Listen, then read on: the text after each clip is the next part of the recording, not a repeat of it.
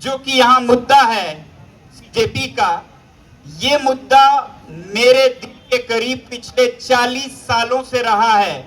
जब से मैं खुद एक विद्यार्थी रहा हूं, तब से मेरा जीवन शिक्षा पर ही काम करते गुजरा है। हालांकि मैंने इंजीनियरिंग की थी, मैंने कभी इंजीनियरिंग का जॉब नहीं लिया या कोई सिविल सर्विसेज नहीं दिया, क्योंकि मुझे लगा कि सारे मसलों की कुंजी यानी कि चाबी शिक्षा में है, उसी को हल करना होगा, उसी का दरवाजा खोलना होगा।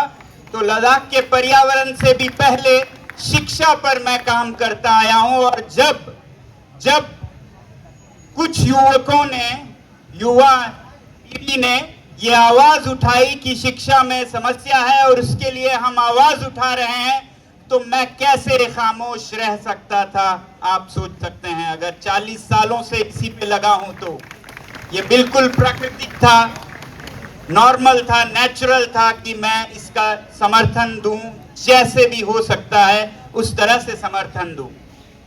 तो इसलिए आज मैं यहां पर हूं। साथ ही साथ हाँ, शिक्षा के द्वारा एक तो हम व्यक्तिगत बच्चों को जो कि बड़े होते हैं, नागरिक बनते हैं, उनका जीवन बनाएं, मगर फिर पर्यावरण के साथ देश का दूरगामी एक दिशा दें। उसके लिए मैं जुड़ा रहा, शिक्षा के द्वारा पर्यावरण के क्षेत्र में पहुंचा। और पिछले 6 सालों में लद्दाख में, जो कि हिमालय में है, जिस हिमालय का पानी लगभग 2 करोड़ लोग पीते हैं, हाँ 2 बिलियन लोग पीते हैं, जो कि इस पृथ्वी की आबादी का 1/4 है। तो उस हिमालय के पर्यावरण की संरक्षण सिर्फ लद्दाख के लोगों की नहीं, हम सब की जिम्मेवारी है। तो इसलिए मैं इस मुद्दे को भी आगे ले जाना चाहता हूं आप सभी के साथ। शिक्षा में हम डिग्रीज हासिल कर लेंगे, कोई डॉक्टर बनेगा नीट से, कोई इंजीनियर बनेगा, कोई आईएएस आईपीएस बनेगा, मगर सांस लेने को हवा तो तब भी आपको चाहिए होगी, पीने के लिए साफ पानी तो तब भी आपको चाहिए होगी। तो कैसे हम इसे नजरअंदाज करें? जब इन दोनों मुद्दों पर कोई जवाब नहीं आया, तो मुझे मजबूर होकर आज यहाँ बैठना पड़ रहा है। मगर खुशी से, मजबूर होने का मतलब ये नहीं है कि मैं दुख से बैठ रहा हूँ। मजबूर होने का मतलब है कि काश सरकार खुद संवेदनशीलता दिखाती और इन मुद्दों को सही मुद्दे समझकर हल कर देते, तो हमें ऐसा सहना नहीं पड़ता और आप लोगों को इतने भीषण गर्मी में यहाँ नहीं आना पड़ता। ये गर्मी मैं देख रहा हूँ 41-42 डिग्री है, और जो महसूस होता है रियल फील वो 46 से 48 डिग्री की है, जिसमें कि लोगों का जीवित खड़े रहना मुश्किल है। मगर आप यहाँ 1000 की संख्या में यहाँ पर सुबह से खड़े हैं, आप सभी को सलाम। आप सब कुर्बानी दे रहे हैं पहले से ही, आप सबको सलाम। और आप लोगों में से कुछ लोग, मैं सिर्फ अकेला नहीं हूं, कई युवा युवतियां यहाँ पर अनशन पर भी है, मुझे बताया गया। वो जहां भी हैं, मेरा सलाम, आप उनको भी सलाम करने जरूर जाइएगा जो यहाँ अनशन पर है। और मैं आपसे भी कहूंगा सभी से कि इसे एक सामुदायिक अनशन बनाएं, जिसमें लंबे समय के लिए ना बैठें, लंबे समय के लिए ना बैठें, एक दिन के लिए तो लगभग सब बैठें। एक दिन के लिए जब आप यहाँ आते हैं, हो सके तो, जरूरी नहीं है, हो सके तो आप उस दिन का अनशन रखें। आप उस दिन के लिए अपना संवेदना जताइए, सॉलिडारिटी जताइए उन बच्चों के साथ जिनके साथ अन्याय हुआ, जिनकी जानें गई, या जो यहाँ पर पिछले 10 दिनों से इतने गर्मी में, इतने मुश्किल हालात में खड़े हैं, जो सारे भारत के युवकों को, युवतियों को पुकार रहे हैं। इनके आदर में, सत्कार में आप लोग भी एक दिन का अनशन अवश्य करें। और हो सके तो कुछ, जैसे कुछ यहाँ पर बैठे हैं, आपको बताएंगे, वो 3 दिन के अनशन पर हैं, तो बहुत अच्छी बात है। मगर मैं कहूंगा उससे ज्यादा आप ना करें, वो बहुत है अगर आप करें। वरना एक दिन का करें जिससे कि आप एक तपस्या कर रहे हैं, एक पूजा कर रहे हैं अपने तन से, मन से, धन से भी करें जो इन्हें यहाँ जरूरत पड़ता है, खर्चे होते हैं, उसमें आप अनुदान कर सकते हैं। मन से करें, तन से करें, ऐसे एक दिन का अनशन करके इस तरह आप सब समर्थन करें। मैं तो यहाँ रहूंगा जब तक ये दो मुद्दों पर हल निकले कि शिक्षा में जवाबदेही ली जाए शिक्षा मंत्री जी से, और लद्दाख में पर्यावरण के और संस्कृति के रखरखाव का जो वादा किया था उसे निभाया जाए। इन मुद्दों पर पूरा देश इकट्ठा होकर शिक्षा और पर्यावरण को हम बहुत ही महत्वपूर्ण मुद्दे समझें।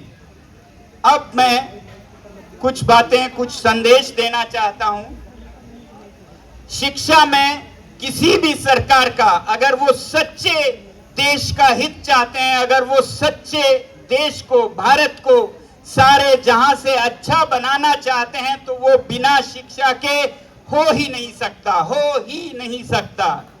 तो इसलिए शिक्षा की तरफ जो सरकार, जो देश ध्यान न दे, वो अपनी खाई खुद खोद रहा है। ये हम देख चुके हैं पूरे दुनिया में। जो देश आगे गया है उसने शिक्षा पर ध्यान दिया है। जो देश आज गश खा रहा है, गुमराह है, उन्होंने शिक्षा में ध्यान नहीं दिया। मैं आपको थोड़े में मिसाल दूं, बाद में आने वाले दिनों में विस्तार में बताऊंगा। अगर हम सिर्फ 3 देशों को ले जो पिछले 50 साल पहले भारत से बहुत पीछे थे, या बराबर थे या बहुत पीछे थे, और आज भारत से नहीं दुनिया में पहले, दूसरे, तीसरे नंबर पे आ रहे हैं, उनकी अगर मिसाल लें, सिंगापुर भारत से भी पिछड़ा एक गांव था आज से 50-60 साल पहले। और आपको पता है सिंगापुर ना सिर्फ पिछड़ा था बल्कि वहां पर धर्म के नाम पर झगड़े होते थे, हिंसा होती थी, रायट्स होते थे। 1960 के दशक में बहुत हिंसा हुए क्योंकि वहां पर 3 जातियां हैं, 3।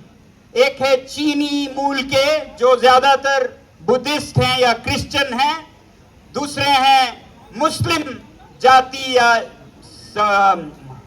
धर्म के मलय लोग, और फिर हिंदू धर्म के तमिल लोग। इनमें बहुत बड़े दंगे हुए 60 के दशक में, और तब के सरकार को समझ आ गया। देखिए कितना जल्दी सीखते हैं और सीखकर अमल करते हैं।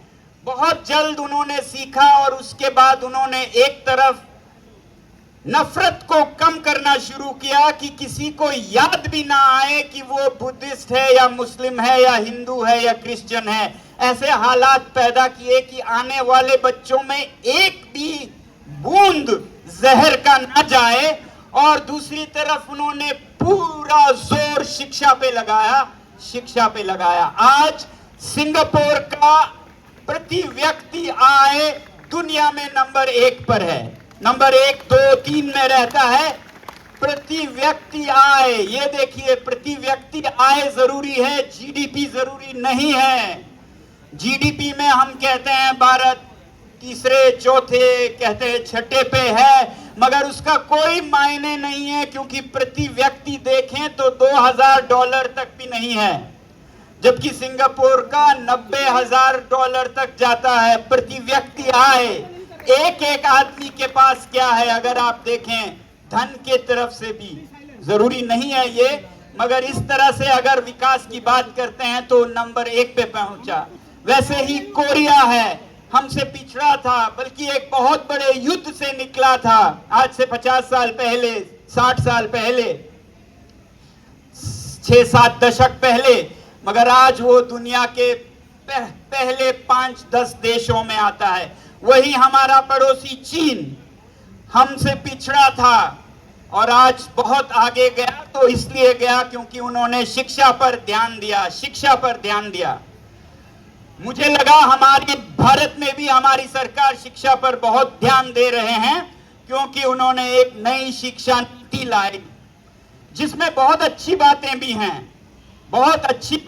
हैं, कमियां भी होंगी, मगर उससे भी बड़ा समस्या यह है कि उसका जमीन पर उतारने में बहुत कमजोरी रह गई, कोई ध्यान नहीं दे रहा। किताबों में नीतियां लाने से कोई देश आगे नहीं गया है। नीतियां लाना बहुत आसान है, उस पर अमल करवाना वही करते हैं जिनके खून में, रग रग में देश का हित समाया हो। वो फिर नीतियों को जमीन पर उतारने में अपनी जान जी जान देते हैं। वो नहीं हुआ है। मैं यही विनती करूंगा कि इसको जमीन पर लाएं, मगर दुख की बात यह है कि नए को जमीन पे क्या लाएं, पुराने में ही हमारे बच्चों को खुदकशी, आत्महत्या करनी पड़ रही है। उसी में बिक रहे हैं पेपर, जो कि सबसे छोटी बात है, इम्तिहान, एग्जाम। उसी में अगर हम कंगाल हैं तो बाकी नीति का हम क्या बात करें, प्रणाली की हम क्या बात करें। तो ये तो है शिक्षा और उसका महत्व। अगर देश को विकसित होना है 2047 में तो ऐसा करना ही होगा, नहीं तो 200 साल बाद भी हम दुनिया के सबसे पिछड़े देशों में और नीचे गिरकर रह जाएंगे। अब मैं बहुत जरूरी 2 संदेश देना चाहूंगा संक्षिप्त में। एक, जो पीड़ित हैं इस हालात से, यानी कि आप विद्यार्थियों से, कि जब ऐसे हालात होते हैं, पेपर लीक हो या शिक्षा नीति में जो भी कमियां हैं जिसके वजह से आज अमायरा से लेके आकांक्षा तक उनको अपनी जानें देनी पड़ रही हैं, क्योंकि स्कूल ठीक नहीं है इसलिए अमायरा ने जान दी, क्योंकि इम्तिहान ठीक नहीं है इसलिए आकांक्षा ने जान दी, और 20 से ज्यादा बच्चों ने जान दी। उन सबको मैं ये कहूंगा कि आप अगर मुश्किल आए तो हताश ना हो। मैं भी आप में से एक था। आज मैं आपको ये एक बात बताऊं जो मैंने बहुत कम लोगों को बताई है आज तक, बहुत ही कम लोगों को। एक राज है, वो बताऊं।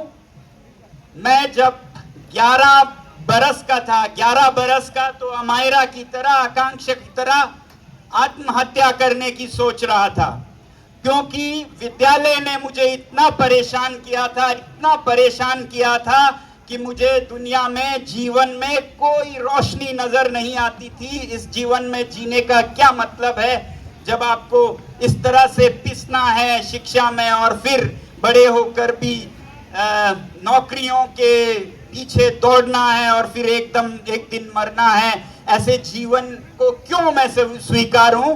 मैं खुद इनके श्रेणी में था।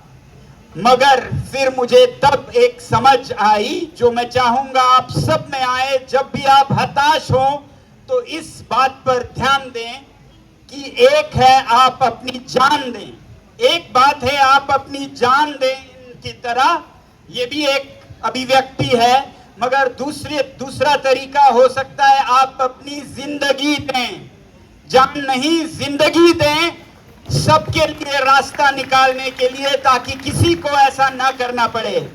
तो 12 वर्ष होते हुए मुझ में ये समझ जागी कि मुझे ये जीवन कतई स्वीकार्य नहीं है, कबूल नहीं है।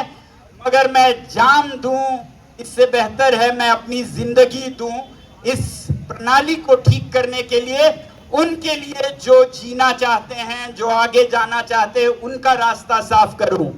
और प्रकृति कहिए या आप भगवान कहिए, तब से मेरे लिए जीवन में हर चीज बदलने लगा। जब से मैंने अपना सोचना बंद किया और औरों के लिए रास्ता निकालने का निर्णय किया, जान देने के बदले जिंदगी देने का निर्णय किया, पूरा प्रकृति, पूरी कायनात लग गई मुझे